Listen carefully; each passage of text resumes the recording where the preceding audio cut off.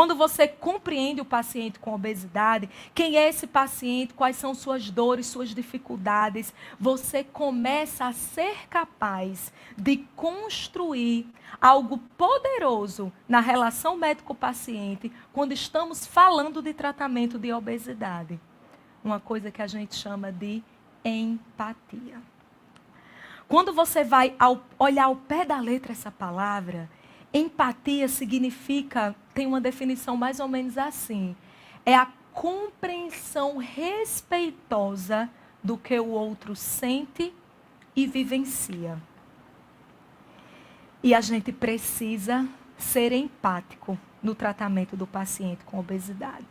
Eu arriscaria dizer que é muito difícil ou quase impossível tratar a obesidade com um resultado sem ter a habilidade de construir uma relação de empatia, de conexão com o paciente. E, gente, quando eu falo de empatia, algumas pessoas podem achar assim, ela está romantizando muito o tratamento da obesidade. Ela está romantizando a relação médico-paciente. Não, gente. É impossível ter empatia. Empatia é uma vocação. Ou você tem ou você não tem. Empatia é um traço de personalidade. Ou você nasce com essa capacidade ou você não nasce. Isso é bobagem, é blá, blá, blá. E não é nada disso.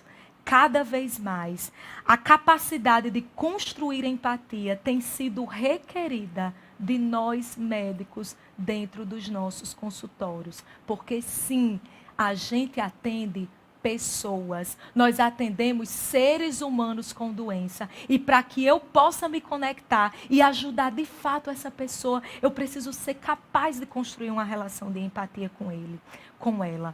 Eu vou chamar vocês para vir aqui, ó. Empatia, foca aqui um pouquinho mais no flip chart. Empatia, gente, não é uma vocação, como eu falei para vocês, não é um traço de personalidade. Empatia é uma habilidade treinável, tá?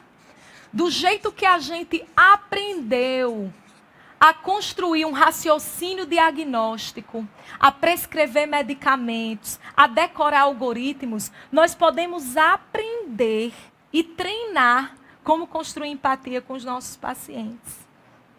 E essa é uma habilidade tão importante quanto saber prescrever medicamento. E eu vou falar uma coisa aqui para vocês, algumas pessoas podem até se chatear comigo, me xingar, fechar a live, mas eu vou falar, tá? Porque é importante para cada um que está aqui ouvir isso. Foi importante para mim também.